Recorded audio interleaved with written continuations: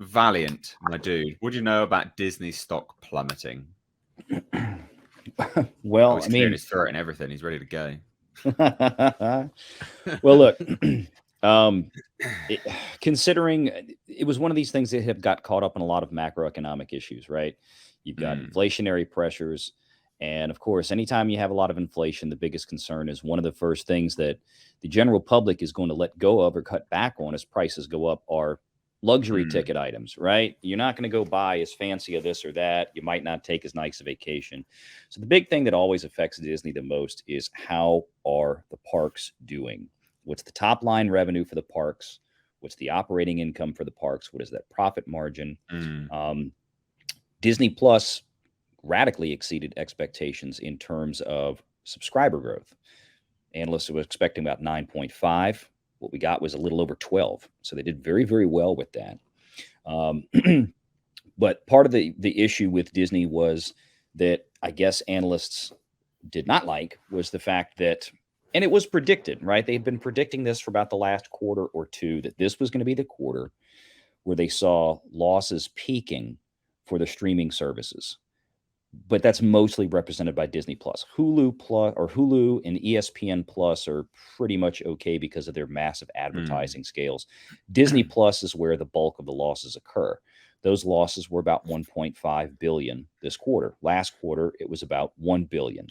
Jesus. So yeah, oh yeah, and they've been it's been ramping up. This same time last year, it was maybe around half a billion. So you can see how much the acceleration has happened, and that's due to the fact that Disney Plus, of course, has been engaged in spending a shit ton of money producing the shows, not only the ones we're seeing right now that we're all laughing at, Mm, like She-Hulk, but also all the projects that are forthcoming. Right, the stuff that they're spending the money on right now that we'll start seeing next year and the year after. Also, they're spending money, basically moving money around inside Disney to, after Thor: Love and Thunder leaves the theater, it goes to Disney Plus. So there's an accounting shift that goes on there, that they show some losses on Disney Plus for bringing that in instead of farming it out to Netflix like they used to. So all of that kind of just whacked Disney at one time. mm, Higher than the higher operating losses on the streaming services, even though they beat the sub growth, the expectations. But the parks did not do as well as were hoped. Now it's not like they were disastrous, but anytime you have a miss, anytime that things don't line up to expectations, you get days like that, right? Because a lot of mm, times in general with the market or with a particular stock, expectations are baked in way in advance of actuality. So yesterday they got actuality, and actuality did not meet expectations. So some of mm. that paint kind of came off.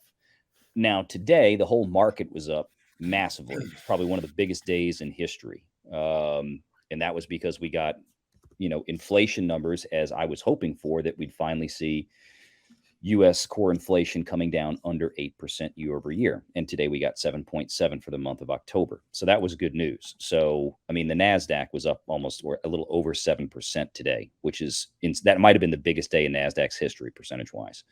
Wow. Dow Jones was up 1,200 points. Definitely one of the biggest days in history for the Dow.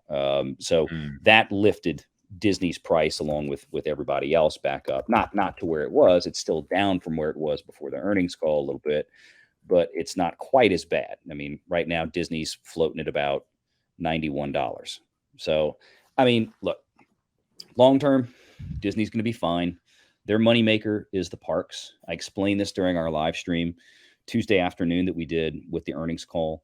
Drunk 3PO came by. Loved having him on because he's boots on the ground. Like, he's in the parks constantly. So he mm. knows a lot of what's actually going on, which is cool because then we can kind of marry it up to the financial data that they're giving us and see what's fitting.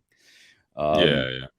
but I mean, the parks are still doing very well. They're just not doing as well as we're hoped. But that's probably going to change here. So by next summer, I think largely a lot of this is going to be forgotten.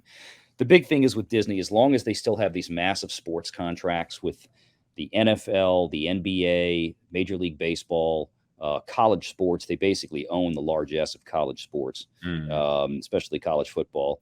I mean, that's where the money machine is. That in the parks. Disney's biggest customer is the individual walking into the Magic Kingdom, buying that You day know, ticket, and then going in and buying a toy. yeah, but it's not just that either, right? You got to remember that there was a healthy portion of the UK populace and populations around the world that didn't want to get the vaccine, right?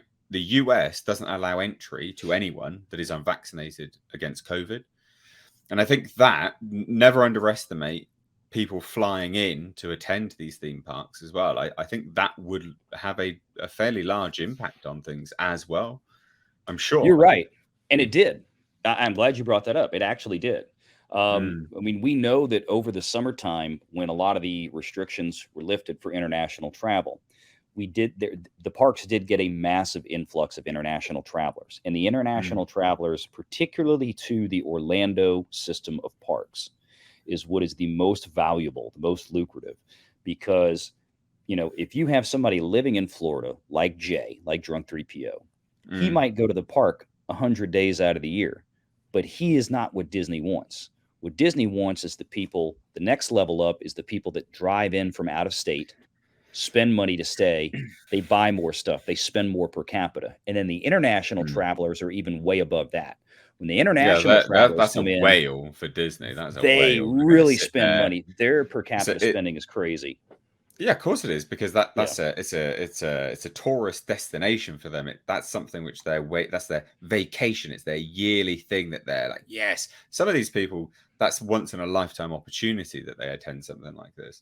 But they're losing that because the US as a whole doesn't allow unvaccinated people into the country anymore. Right. They had a big influx of them over the summer, and it has since, I don't want to say dried up completely, but it's gone down substantially. Yeah, makes sense.